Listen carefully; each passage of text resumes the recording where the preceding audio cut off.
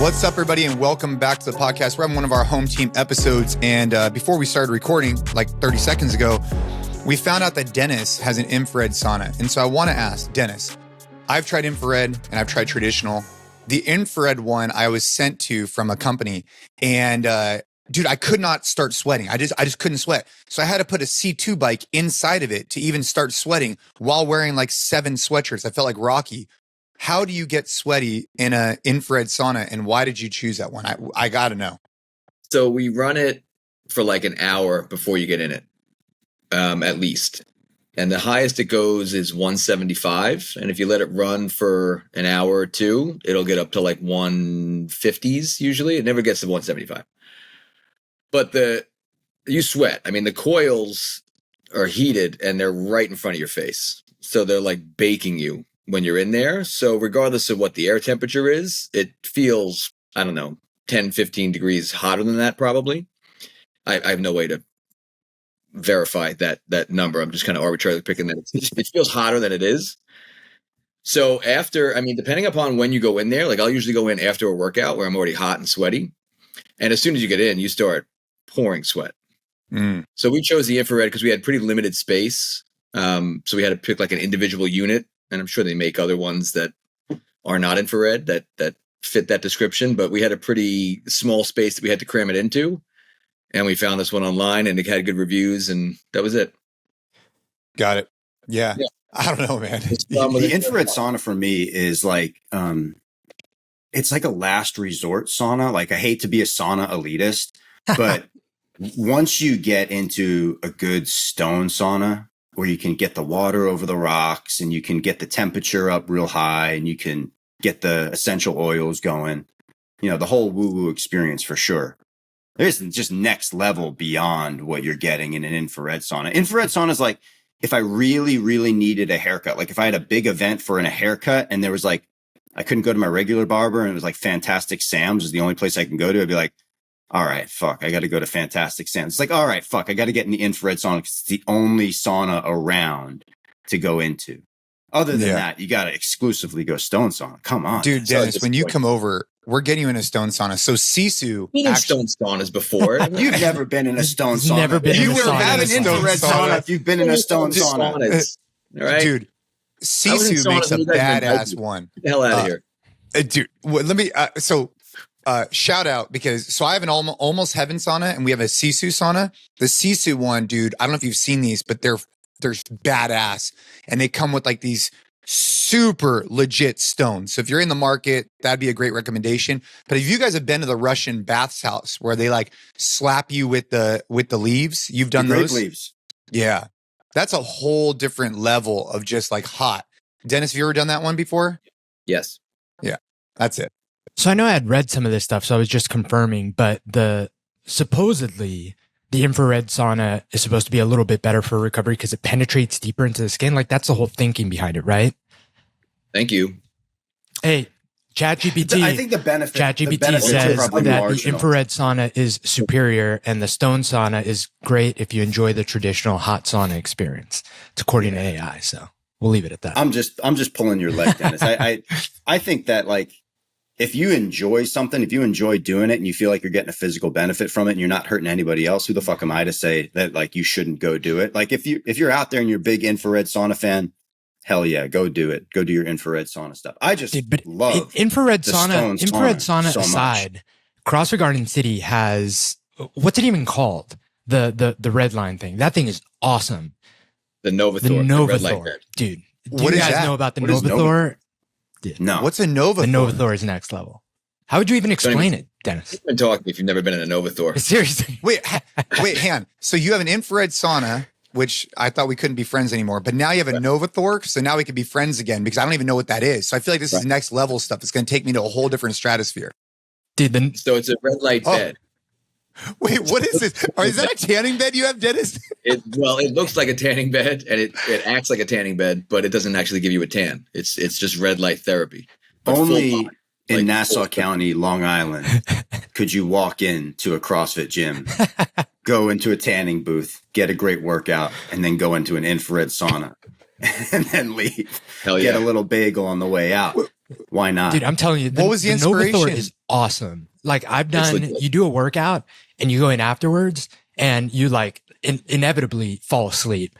And you go in there for like what? It's like 15 minutes is a sweet spot, dude. And you wake up, you come out of that thing and you feel like a new person. I swear. Like it is incredible. How do you clean it though, Dennis?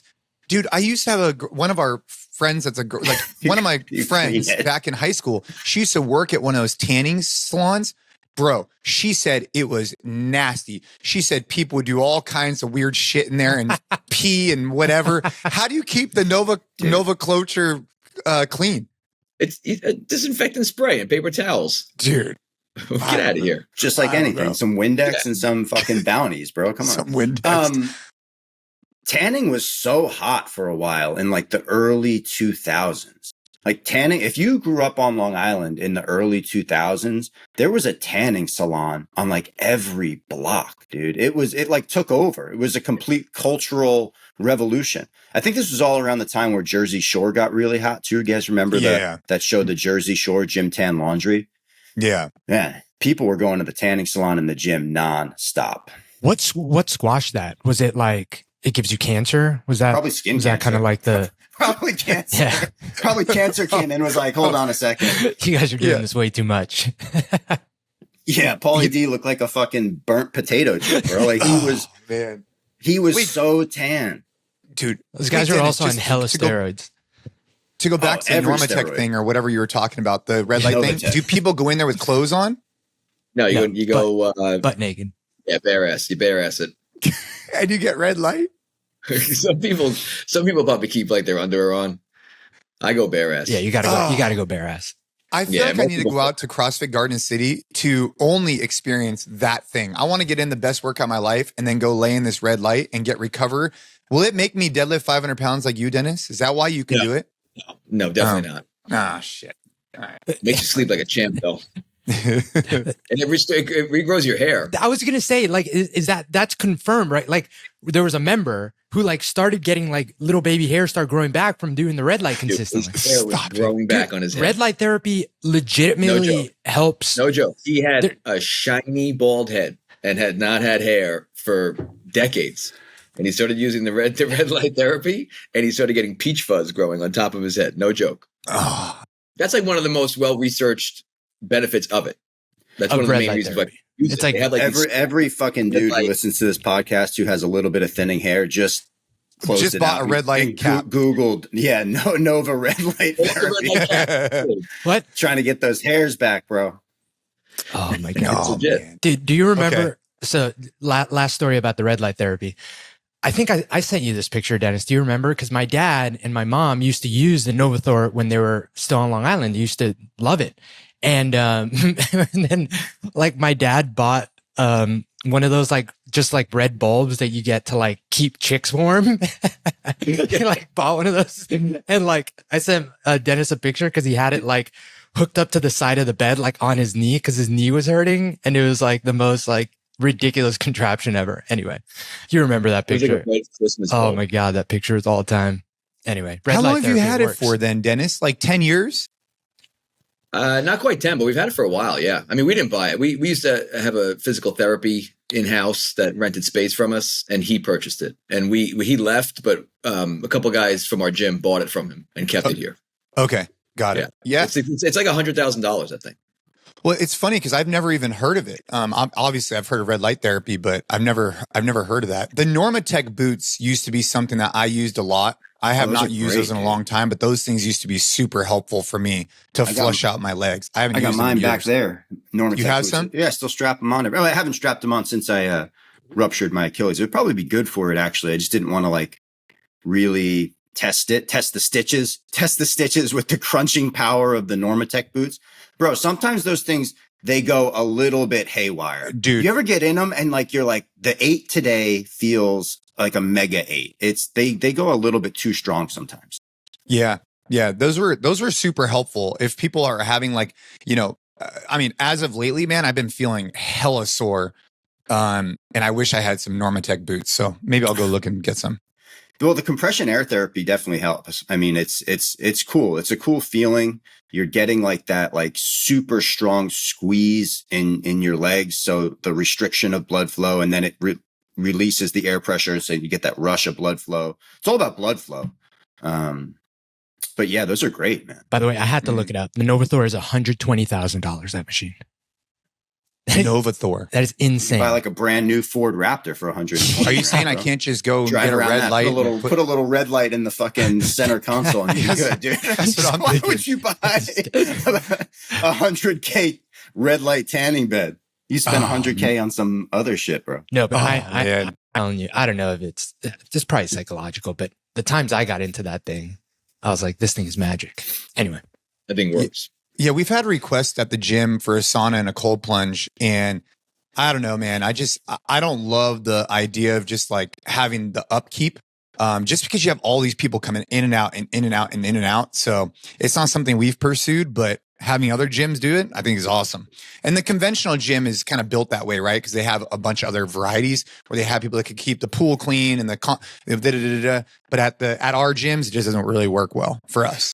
I mean, it just all comes down to what kind of experience you want to provide. And then like, if you have those types of experiences, you have to staff it with people or set the expectation with your members that like, this is what you do when you go in and you go out and your privileges get revoked if you don't do it the right way. I think do strength and conditioning down in Venice. They put in sauna and cold plunge into their facility. And, you know, they look like a traditional, I don't know if they're a CrossFit affiliate, but they kind of look like a traditional CrossFit affiliate. You know, garage doors, old, I think it was an old automotive garage. It's a pretty cool looking gym. But I think you just set a standard, man, and you hold the standard, just like anything in life, right? Did you guys see that today, morning chalk up? Did you see what they announced today? I saw that Annie Thorsdotter's not competing in the Open. So this is a pretty big deal because Gabe and I had Annie on the podcast. What was that, like a month ago? Gabe, longer give or than take? that. Longer than that. Okay, but whatever. like fairly recently. But yeah, not just a month. What?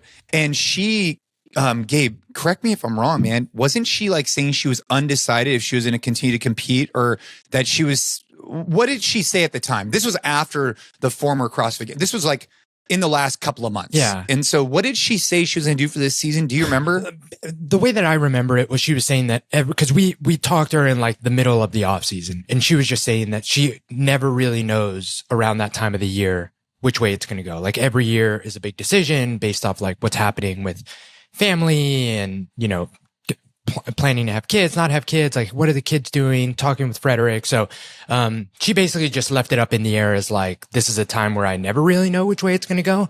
But she didn't allude to like, I'm going to be in or I'm not. It was basically just a big unknown at that point.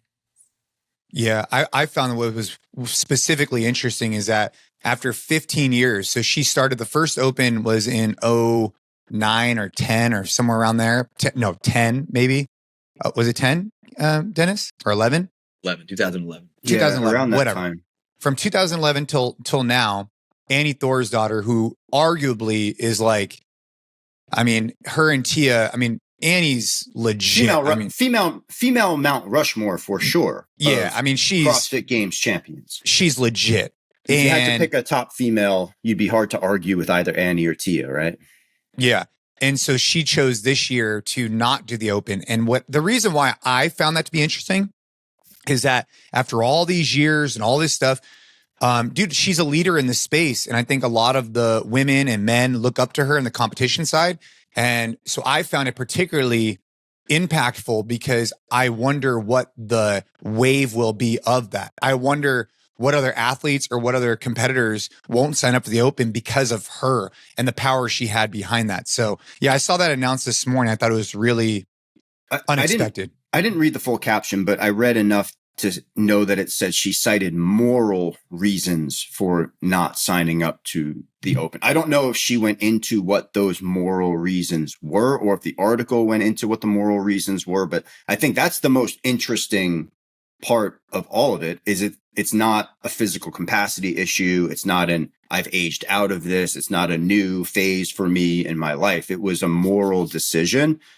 And if I had to guess, I'm not saying that this is her motivation. I probably would guess it had to do with what went down at the CrossFit Games this year, 100%, and how the response was taken by a lot of the athletes. But that's my guess. I don't know. Yeah, she alluded to that. So it was at Wadapalooza, and she spoke to the Buttery Bros, and she alluded to what the last year's games. That's what I think she said. So I don't know. It was pretty shocking. At the same time, that information came out, and then, dude, Gabe and I, we talked about this, I think, on the podcast recently, maybe not, but Vegas High Rocks was like everybody was there. I keep seeing more and more pictures like of all these people that were there. I mean, Gabe, I mean, at this point, that event had to have been probably one of the most popular High Rocks ever. Yeah, it was simultaneously, you know? Yeah, it was the biggest in the US. And yeah, I mean, and it goes to speak to the inclusivity of the test, which I think is cool because it's something that, you know, a lot of these really fit athletes can go and it doesn't derail their season at all. It's just like another workout. It's a fun experience. The fact that like a lot of these guys that are in season that are definitely going to compete at the games just went and did it. You know, Sprager did it, last year's CrossFit Games champion. Medeiros did it with his girlfriend, fiance, wife, not sure, but they did it as pro doubles. So you have people that are literally in season that can go and like do this thing and just, you know, show up. And it was cool. It was cool to see, but it was surprising just how many people were in Vegas this weekend for this event. Yeah. Yeah, you Liz, I don't know if you could pull it up. I'm pretty sure Chandler Smith and the raccoon. What was Dylan? Dylan. He won. He beat Hunter McIntyre. He beat Hunter McIntyre. Yeah. There's a little bit of beef going on in High Rocks because of this actually MDV. In the High Rocks world. I'm sorry. I didn't know this was a High Rocks podcast. What the fuck? What are you talking to me about this? No, I'm just saying. I'm just saying. I'm sorry, I didn't know this was the High Rocks Khalipa podcast. Oh, MDV. There's some drama. Dude, what are you talking about? Oh, there's some drama. There's some drama in the High Rocks world because this guy, he finished the race and he took off his shoes. And I guess you're not allowed to do that. Yeah. There's some drama because he took off his shoes for the wall balls to beat out Hunter by like, I don't know, 30 seconds or whatever. Dude. And so there's some beef going on because that's the underground High Rocks beef going on right now. The really good point that I think, I forgot who made it. I think it was Hiller. He posted a video, but another just benefit. Oh, Hiller's doing High Rocks content now too. Yeah, everyone is. Dude. Who's not talking about it? It's like, it's the thing, but because they're only doing one thing and one thing only, and it's one race, like the live coverage was so good. Like it did such a good job. Like if you watched the Elite 15 race, I caught some of the highlights. It was such a good, very easy to follow. Like you saw exactly where everyone was meter wise on the row, on the ski, but it's just a benefit because they're doing just one thing over and over, getting better and better every time. That was always going to be impossible for CrossFit because not impossible. Well, not impossible. Harder. Not trying to pump Jason's sales up too much. Cause you know, Jason, it's tough. You get that big ego sometimes. Jason's been talking about this for years, bro. He's been talking about it for years. 10 years have been talking about this. They should standardize the tests at the CrossFit Games. It's too much to understand. We've talked about this almost since my first day at NC Fit, maybe even before that. It's an impossible thing to watch. Even if you're like a super fan, if you've been doing this for 20 years, it's really hard to watch. High Rocks came in and they just learned from all that stuff. And they made something that I would think a lot of people look at, oh, that's too simple to be successful. And actually, the simpler it is, the more successful it actually is there. It's not super surprising to me that this has taken off in a way that it did. People watch High Rocks? Is that a thing? They sit and watch it? I don't know. I mean, people go to the events. I bet those people who go to the events bring their fans, and the fans who care about those people come and they watch. That's for fucking sure. Right. That's a really good question, Dennis. That's like a really interesting question. How long is the event? Like from end to end, how long is like Hunter McIntyre's event? Sub-hour, like in the 50s. 100% this will be watchable for people. Well, you'll get mega fans who will want to watch the mega athletes try to break the fastest time in a short pay-per-view type of experience. Pull it up on your computer, sit there with your buddies, and you watch it for an hour, 90 minutes. The CrossFit Games is 3 or 4 days long. It's impossible to watch, dude. It's so hard to follow. Yeah, Dennis, I would say that from our experience, there was a lot of spectators who were there because they were supporting their family and friends. But I think for like the Elite 15, I imagine on YouTube, there was quite a few people watching that.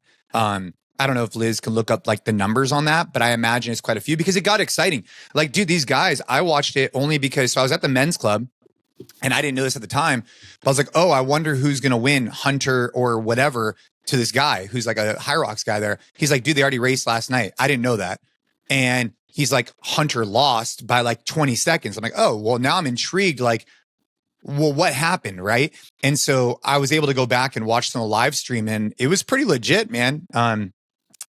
Yeah, we'll see what CrossFit does this year for the CrossFit Games, if they're going to evolve it at all or if it's going to stay the same way, because we'll see.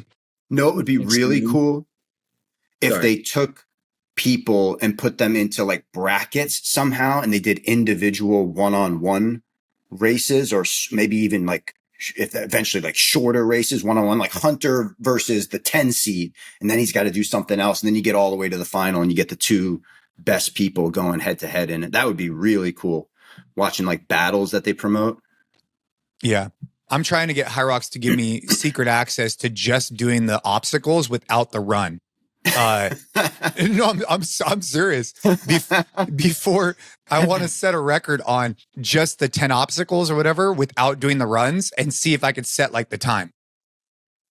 But then other people would have to go try it after. Dude, did you see Gabe? I think Chandler and didn't they get like 56 minutes or something like that? Yeah, they did really well. It was funny. Like Chandler Smith, who we just had on the podcast, did pro doubles with the guy who beat Hunter McIntyre, and he posted his heart rate data. And he was like, he hit 191, trying to keep up with this guy. Oh, it's so funny. It's rough, man. If you're the slowest runner on the team, and you got someone like pulling you deep into deep waters, it could be a tough go. I think everybody's experienced a little bit of that when you've done CrossFit, partner workout. Oh, yeah. Bro. Oh, dude. It's the best feeling in the world when you're the fittest person on the team. And you're like, yeah, come on, let's go. Everybody keep up with me. Yeah. And then like, if I'm doing a workout with like Jason and a couple other like really big hitters, bro, I feel like such a piece of shit. Well, it only gets worse, right? Because you're worse and worse and worse. Yeah. Because the elite, the fitter person's rest increases and the least fitter person's rest decreases because it keeps getting worse and worse and worse as the reps go on. I wish I had done the, challenge workout as a partner workout this morning. Actually, I did it with somebody else, but we did not do it in partners. I wish we had for that 100, 200, 300. That would have been a much better, miserable. I remember, much better Jay, challenge. We did a workout with a 135-pound barbell, and it had some sort of like barbell complex in it. I think it was a power clean, hang power clean, front squat, and then overhead. And then you kind of swapped it back and forth with your partner. And how fast you finished that barbell. I wanted to really like tell you off. I was like, dude, can you just slow the fuck down a little bit, please? Because this is taking me about 4 times longer to do this complex than it is for you. And that's what happens in those partner workouts. Like Jason gets more rest. And then when he touches the barbell, just kind of cuts through it like a hot knife through butter. And then it just compounds. Yeah. You're sadly getting crushed by 135. Yeah. Chandler and Dylan, 56-36. Oh, so this is not a hot take, but Liz put up the High Rocks, 117,000 views. Okay. All right. Streamed 3 days ago. It's not bad. 117,000. It's not bad. Pretty good. It's pretty good. Still so new too, but it'll be interesting to follow. I think that, like you said, like MDB said, it's just the simplicity of it is actually really nice. And the fact that it's they don't change the race, whatever. Marathons are incredibly, incredibly popular, and it's, you run 26.2 miles every single time. So there's something there. Yeah. One thing I wanted to talk to you guys about, I don't know if you've been following this. I've been fascinated by the kind of like fitness angle to the story, but Luka Doncic is like generational talent in the NBA, and he's only 25 years old. He's like 7 years in the NBA. Yeah. Like 25. Very wildly accepted as like a one of one, like one of the best scorers, and still young, still like in his potential. So like when you talk about players that a team would never trade or get rid of and is like building a team around, he's like one of them. And he gets traded to the Lakers. And like, controversy aside of like, should the trade have happened? Like, you know, is the league rigged to help LeBron win championships? Whatever. We don't have to talk about any of that. But an interesting angle that's come out is that a reason that Dallas traded Luka was they were like constantly concerned about how out of shape he comes in to the season. Like every offseason, he gains a bunch of weight. He's like a lazy defender. And just like, if you look at him in the beginning of the season, he's definitely like a little chunky, you know, like not really taking care of himself, it seems. And I guess my question is, we've talked a lot on the podcast about like the resistance of, you know, just being healthy and being fit. And how does someone that is so incredibly uniquely talented not just put in the work to like be in the best shape of their lives? And I know it's like a very complicated question, but I think that to me, I don't think this is complicated at all. Well, I'm curious, but that to me, I don't think it's complicated. That to me is incredibly interesting. Was the reason he got traded, by the way, because he's the number 3 player. There's two players might be better than him in the NBA. In the state that he's in, he's the number 3 player in the league. Who are the number 1 and 2? I don't keep up with basketball at all. Giannis, and then maybe Kevin Durant, maybe SGA. Either way, he's right? Up there. Either way. Yeah. Top 5 for sure. Top 3, arguably. You would not what would possess you? He's performing like that in the state that he's in now. What would possess you to trade him because his fitness is marginally off? That doesn't make any sense. It doesn't make any sense to trade the 3rd best player in the league because you're concerned that he gained a few pounds. Well, I was just going to say, or is that a fact? I agree with you. I think that there's a lot more to the story. There's something else going on here. There's something else much bigger than his fitness going on, for sure. Either way, though, what I find interesting is that's even an issue, because it is an issue. Like, Luka could be so much better if he clearly. But could he? Could he? I mean.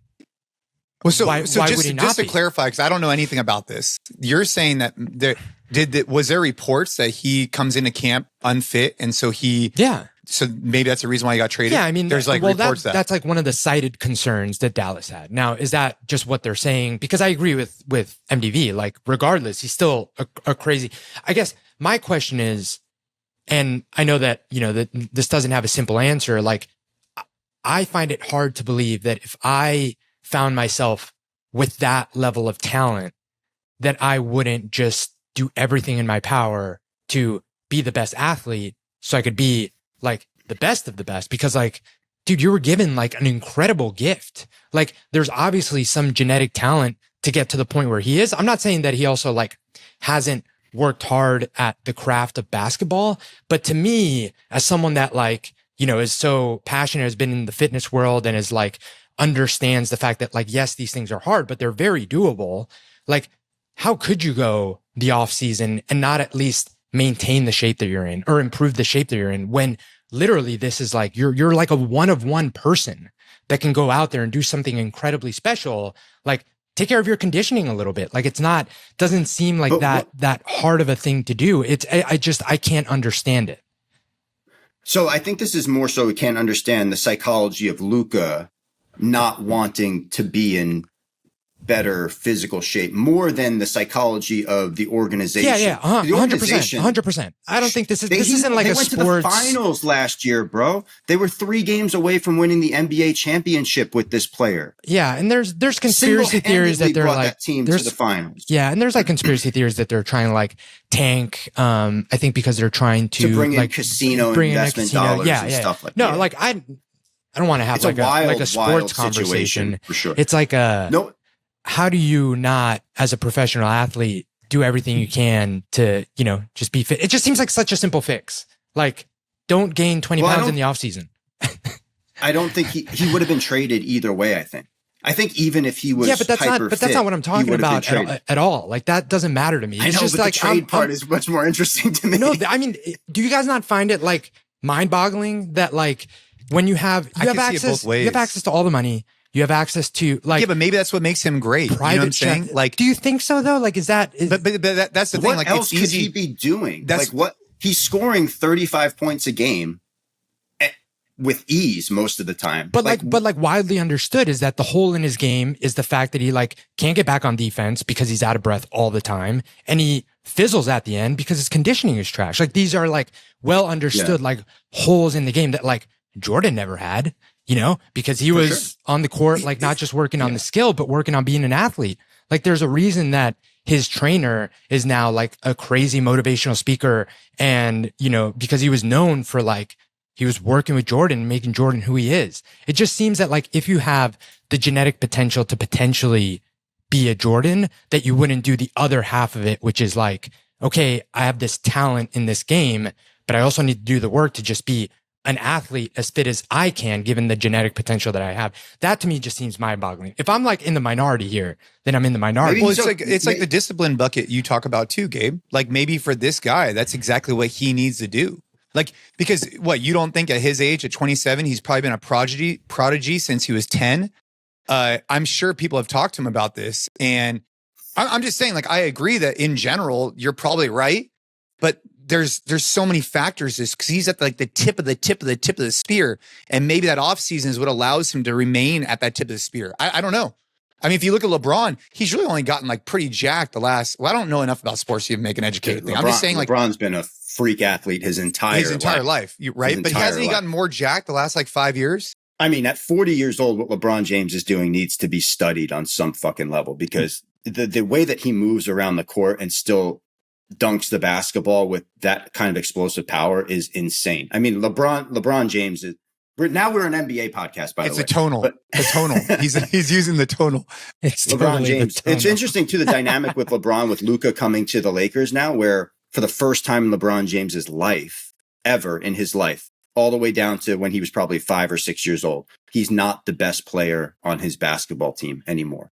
It's super interesting to think about that at 40 years old, he's still close to being the best player. And now the number 3 player in the league is on his team. And it's like, the power dynamic has shifted a little bit. Interesting. I don't think the fitness thing fucking really plays into this for me at all. I like the dynamics of the trade much more. Man. Yeah. All I would say is like at the highest level, nothing. I think that it's not as black and white. I don't know if Dennis would say the same. I don't know at the highest level if it's so black and white. Like I'll give you an example in jiu-jitsu. You'd have guys and from the outside I'd be like, bro, why don't you develop your strength in your legs? That was like something I was thinking about. It's like, dude, those legs look really weak. And it's because it puts them in a better position to get into triangles. Like, so that's something I hadn't thought of until I actually like got into the sport more and more and more, that if they're too overly developed for some people, some of the time, it could hinder their ability to get in certain positions. Maybe for this guy, the off season's like what it takes for him to be the dude, you know, maybe that allows him, you know, I don't know. I'm just thinking out. Anyways, this is not an NBA podcast. At the end of the day, how can you argue with the results that he's gotten? Exactly. Like Jason's saying, if he needs to just chill out in the off season and not train and just step away from that world for a while and do his thing and get out of shape, and that allows him to come back into the season with whatever he needs and is required physically and psychologically to compete, then that's what he's doing. Man. Can't argue with the result, right? He's a Hall of Famer. Man, you guys are giving Luka too much grace. Luka, if you need a trainer, if you need someone to help you with your nutrition, dude, please hit me up. I can help you. I can help you lose these 15 pounds, big guy. Jesus Christ. I do think, though, Gabe, so much better if you got your shit together. It is a good example, though, Gabe, of like, I don't know. of like maybe armchair quarterback, right? Like, oh, for sure. No, of course. But that is, but those people have to take the introspection. Like I remember Frazier would take off like a crazy amount of time. Like after the games, he wouldn't touch anything for like whatever amount of time. And I always think that was just so weird. He could have been better, but he won the CrossFit Games 5 times. We have to talk briefly about this because they traded Luka for the record, I know nothing Anthony about this. Davis, Same. some other player and one 2027 first round draft pick. They got nothing really in return. I mean, Anthony Davis is a great player, but to look at this just at like a business level, they didn't shop him around the league at all. A few years ago, Rudy Gobert was traded, and involved in that trade were key players and 5 first round picks for future drafts.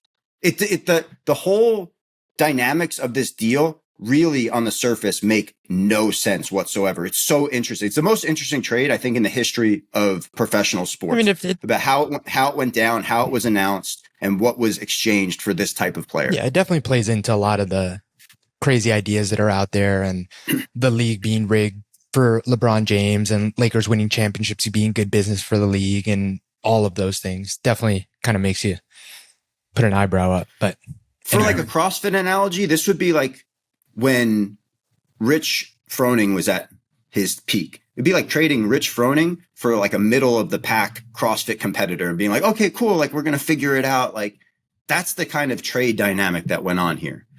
It's super weird. Well, super weird. Couple more weeks for the Open to go. I'm kind of sitting on the sidelines. I'm just sitting on the sidelines, kind of like seeing what's going on. I'm mostly excited, dude. The jiu-jitsu, we talked to Nikki Rod about the Craig Jones Invitational. They're doing a team competition. That's going to be exciting. So we're going to have to cover some of that footage because I'm very excited to see how that goes. Craig Jones has definitely shook up the jiu-jitsu landscape for sure with the Craig Jones Invitational, competing against ADCC. That's Dennis's next competition. He's getting ready for his strongman. And then after strongman, he's going to be doing jiu-jitsu. Yeah, it should be an easy transition. Yeah. How's the strongman training? I miss jiu-jitsu so much, man. I miss it so much. Dennis, how's it going?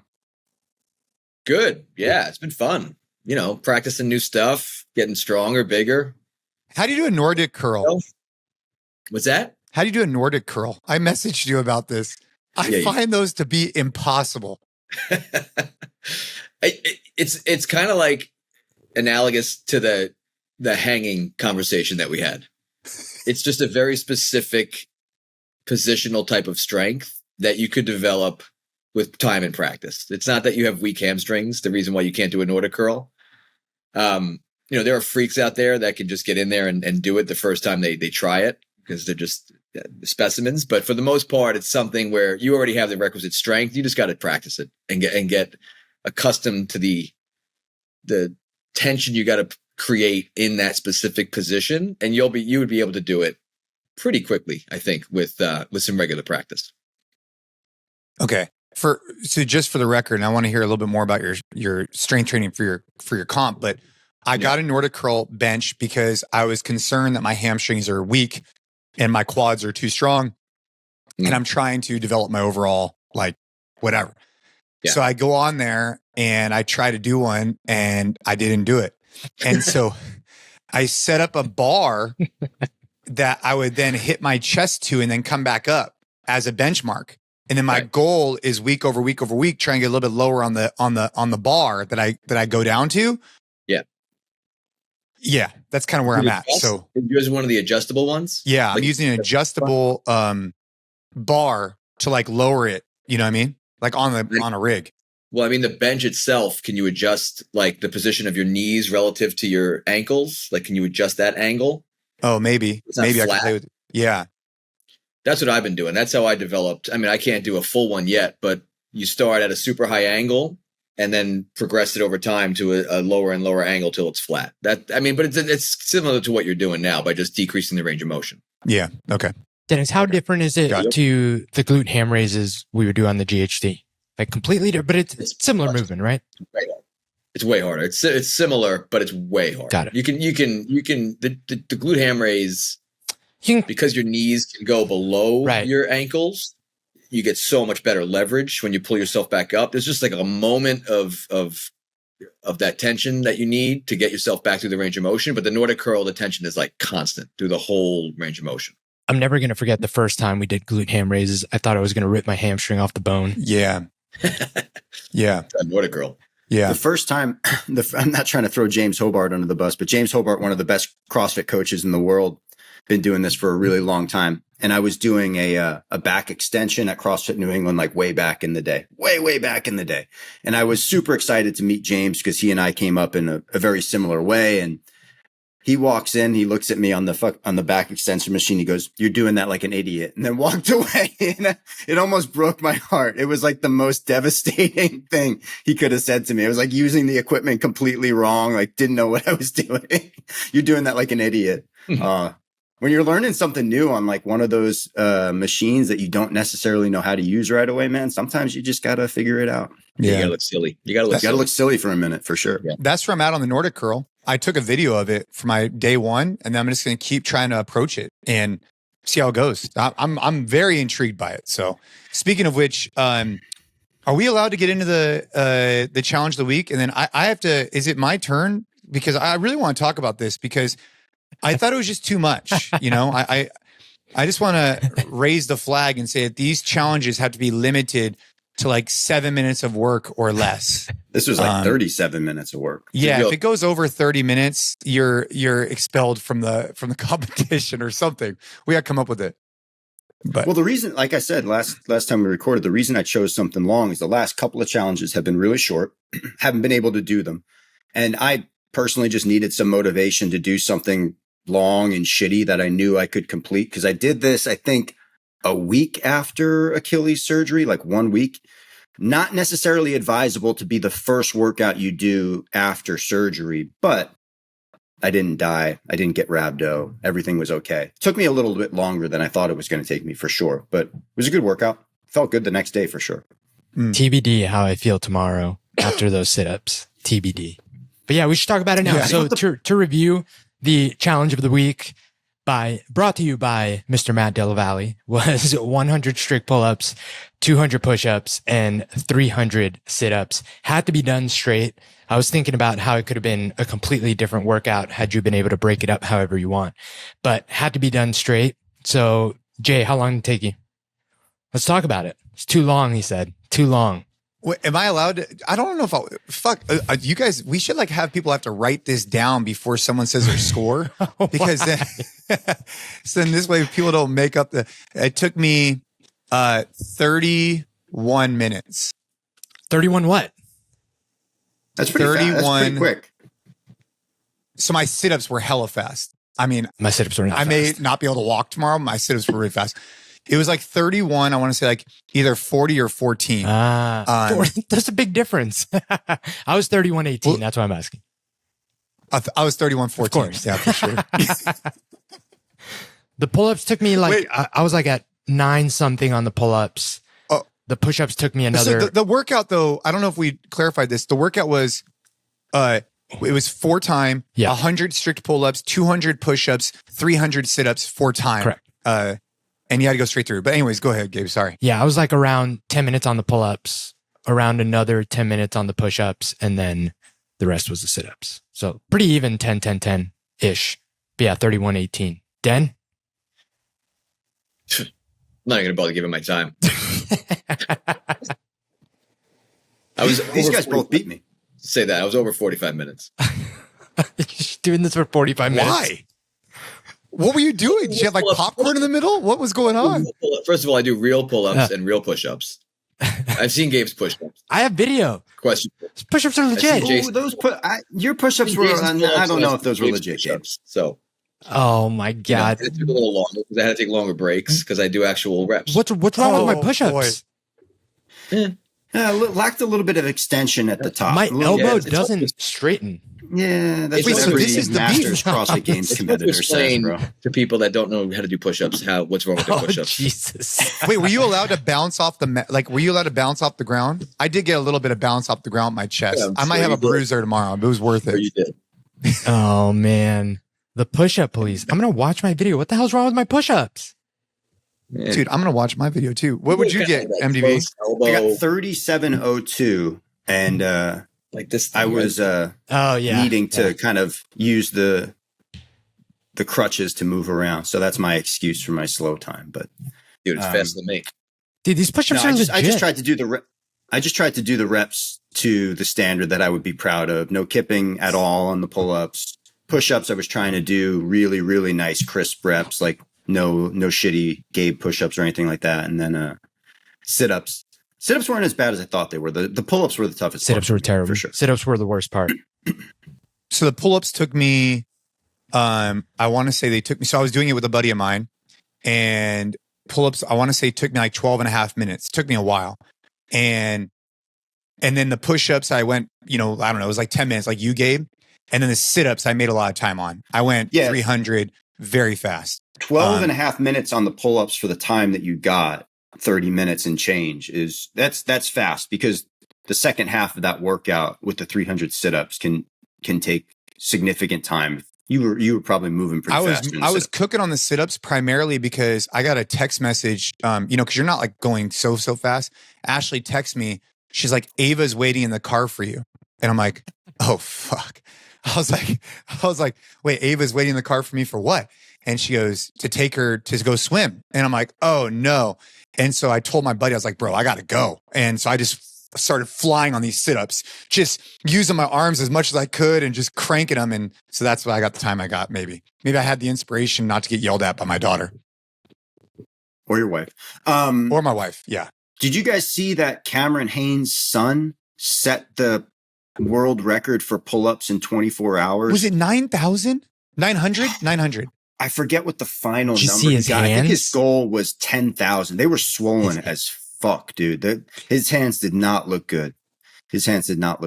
But close to 10,000 pull-ups. 10, he beat the record in 6 hours, right? Like he had 6 hours to spare for the most in 24 hours. It's pretty crazy. That's a lot of reps. He was like at 17 hours and he had beat it. You know what I was thinking though, as I was doing my like probably 70th pull-up, is I was saying to myself, I don't really think I'm going to do this again. And when I was on like my probably 150th push-up, I was like, nah, I'm good. And then when I got to like the 200 sit-ups, I remember just telling myself, dude, I'm going to be pretty sore from this. And if this impacts my ability to do stuff tomorrow, I'm going to be frustrated. That's what I told myself. I said it was like a good learning lesson for me, because the old me would have been like, I don't give a shit. I'm trying to win. And I still have a lot of that goes on in my head, of course. But the older me is like, damn, what impact is this going to have on other stuff that I want to get done? So maybe I'm maturing, but I still wanted to put up a good time. I've now watched a video of me doing push-ups like 3 times in the past 2 minutes and still can't find a problem with my damn push-ups. God damn it, you guys. It's going to live rent-free in my head for the next forever. You did a little close elbow thing, right? No. I've seen Luka Doncic do better push-ups than you. Bro. Oh, no way. It's a little bit sad. No way. Okay. I'm going to send you my video, Gabe. You could do a, I mean, I think they're good. God damn it. We'll post them. We need everyone listening to vote on whether the push-ups are legit. Because I took video. God damn you guys. But I mean, I think mine are pretty good. If your hips sag a little bit, I mean, I think some body language is fine. Like, of course, a little bit on the pull-ups. Like, but this is where these competitions get a little bit funky, right? I mean, Dennis, 45 minutes. Did you go throat to bar? No. Well, sort of. Dennis hopped into the fucking infrared chamber for a little bit in the middle of the workout. What were you doing in the middle of that workout, bro? Came back with a nice fresh tan. In fairness, I wasn't trying to go very fast. I wasn't. Obviously, it took you 45 minutes. You could, it was a half-hearted effort. Oh man! Man! I had several breaks, interruptions with my kids. I walked into the lobby of the gym at one point. There, grab a perfect bar. I cramped up on like rep 25 of the sit-ups, and I was like, I slogged through those. The sit-ups took like 6 minutes. Dude, the sit-ups are so brutal. It took so long. I'm definitely going to be sore. The only thing I'm probably going to be sore from, because I've been doing a lot of pushing and pulling, definitely going to be sore from the sit-ups for sure. 100%. I didn't get super sore from this the next day. It felt good. But I think all 4 of us are probably accustomed to this kind of volume over years and years of training and doing CrossFit workouts. I think we'll all be okay. I think the cautionary tale for anybody out there, though, is like, there's a lot of volume if you've never done this type of volume before in your life. If you've never done 100 strict pull-ups straight within a short period of time, within like 15 or 20 minutes, if that's long, but that can be pretty hard on your body. Gotta watch out for that. The way I did it. Oh, go ahead, Gabe. I was just gonna say, no one here that I know of has gotten rhabdo, but what's been like the most sore, most like, oh shit, I think I messed myself up workout and moment you guys have had? I'm curious. I did 100 back squats unbroken at body weight. And I remember I was sitting on my couch a few years ago and I saw somebody posted a clip of this. I think it was the guys from Caffeine and Kilos. And they were like, hey, we're throwing this challenge out. Can you do 100 back squats at your body weight unbroken? I was like, I weigh like 165. Like, why not? Like, that's not that heavy. Let me go try it. It was pretty brutal. A couple of days after were you kept the bar on your back? How long did it take? Like 5 minutes? It really, the squatting wasn't hard. It was like the bar at some point got tough to hold on your back a little bit. That's not a crazy weight though. So I think having a little bit of a lighter body weight and having relative strength in comparison to that gave me a bit of advantage, but I couldn't sit to the toilet for like a week straight. Doing that free fall where I was catching myself straight legged, just like gripping the sides of the porcelain before hitting it. It was horrible. Yeah. That was bad. Won't do that again. One that jumps out in my memory, we did a workout at lunch, like back in the day at a level 1 with Pat Sherwood. And he used to come up with just horrific workouts, and he still does. But it was I forget the exact format, but it was like 100. I think it was 100 push jerks for time at 135, and every time you dropped the bar, you had to do like 3 front squats or something like that. And it was bad. It wasn't like that horrific on paper, but the next day, my arms were getting swollen, like worse and worse throughout the course of the day. And by like 2-3 days after, my arms were like twice the size of what they normally were, just filled up with fluid. Was it like the time that the bow hit you over here? Oh, I felt so bad. Yeah, I looked like that, but my entire arm. And the fluid like slowly drained from like my tricep into my elbow into my forearm. So then I had like Popeye forearms for like a week. It was wild. Dude, that one jumps out in my memory as being particularly bad. But before I share with you, I guess I've had some bad times like that. But just a quick reminder for everybody listening, this podcast, the goal, whether it's these episodes, whether it's Gabe and I, whether it's with the guests, it's just to spread a message. So if you're listening and if you're like, dude, these guys are riffing, all right, simple ask, right? Leave the podcast a rating and review. It definitely helps us out, spread the message of the podcast. With that being said, dude, I don't know, man. You'd think that because of all the training I've done, I would have like an example like yours, Dennis. I mean, I've gotten messed up a lot of times. I mean, I guess if you had to like really call me out on something, it'd probably be the burpee bar chasers probably I would probably be like that, like at the CrossFit Games, I like laid on the floor for an hour because I couldn't function in the Home Depot Center. That's probably like the worst experience I've had. Like that, or when you almost died on the run, like the almost dying on the run, like that's a bad one. Pretty close to. I mean, I finished.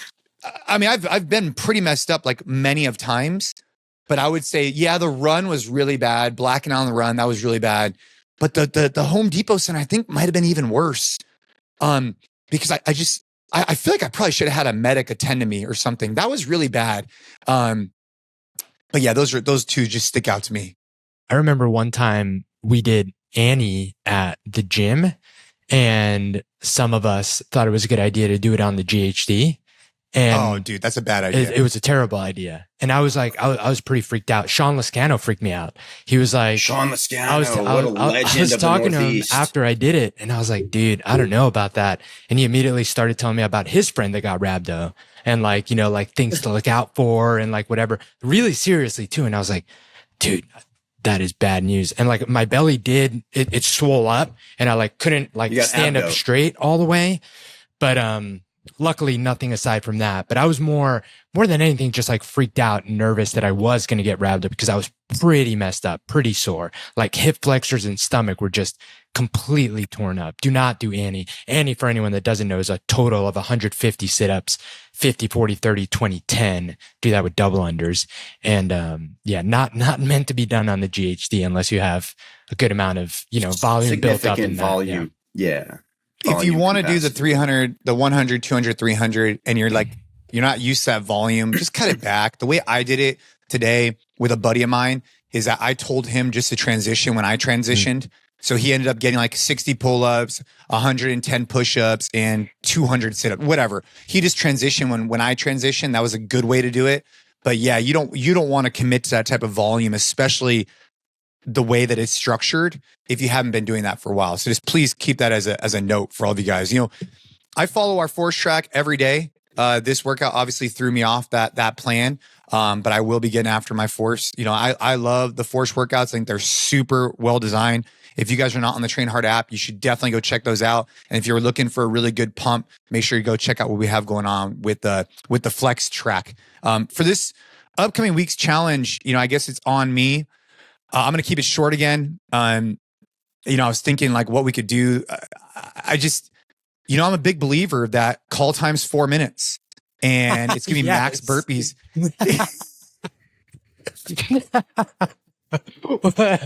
What a great callback.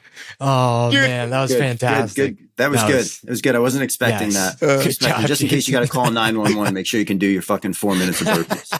So the average call time. Why are you sweating so much? I was doing 4 minutes of burpees. So the average call time, we've brought this up on the podcast before. Fucking 911 calls go through the roof. MDV was giving me shit. I was just testing how many burpees I could do before you got here for 911. MDV was giving me shit because I was at the men's club and we have a ton of law enforcement that are there and we do a lot of work with them as well. And I was like, hey, Justin, bro, what's the average call time? He's like 4 minutes. I'm like, all right. We all need to be able to do burpees for 4 minutes. And the reason why, okay, sure. Are you going to just like, it's just a hypothetical, but the reality is if shit's going down, you got to go run somewhere, call somewhere, do some stuff, whatever. You should be able to move with proactively for 4 minutes while you're waiting for the cops to come. That was like the theory.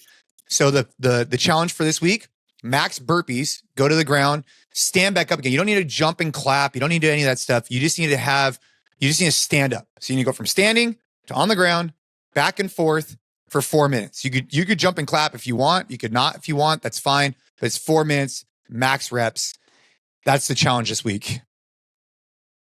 No, it would be a cool challenge.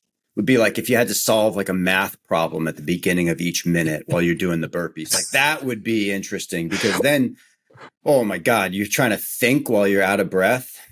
That I think is the more like indicative thing. If I was trying to compare to the 911 call, I'd be like, can you problem solve with a calm mind while your heart rate is out of fucking control? Now you're going too extreme. Too extreme. Back when CrossFit HQ was like putting out good pieces of content, and they had a content team. I remember one of the funnier videos and very entertaining was they had Dan Bailey doing like a nasty like 3-rounder and they would ask him trivia questions in between. Do you guys remember that?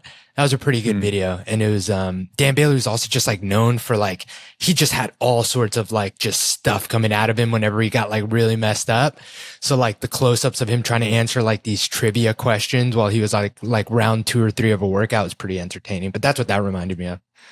Pouring out of his mouth. Yeah, always. He always had like the spit, like nose, sweat, just Iron all Triathlon over the place. That was a good I remember that video. Dude, I remember when that came out. Yeah. I was at CrossFit headquarters. Yeah, the Iron Triathlon, that one actually got me really messed up. Now that you mention it. That was a really tough workout. But because it was the Linda's the 3 barbell workout, right? But you guys went all the way to 20. It's Linda, but double. It's double Linda. It's more than double. It's 1 to 20. It's more than double in terms of total volume. Whatever the math is. Yeah, it's a lot. Yeah. But dude, MDV, it's so funny. So this guy comes up to me at the men's club last week. He's like, hey, bro, I remember you mentioning at the men's club 4 minutes. He's like, and last week he was telling me this. He's like, some dude on my Nest camera, I see him trying to break into our car. So he's breaking into our car in our parking in the driveway. I call the police. He goes, you know how long it took him to get there? I was like, how long? He's like, 4 minutes. And I was like, well, did you do burpees? I was just fucking around joking. But he's like, no, it's funny because you use the word 4 minutes and that's exactly how long. He didn't end up going outside and the guy ended up stealing a car and joyriding and crashing into a fence. But nonetheless, validates the 4 minute call time. So that's the challenge of the week.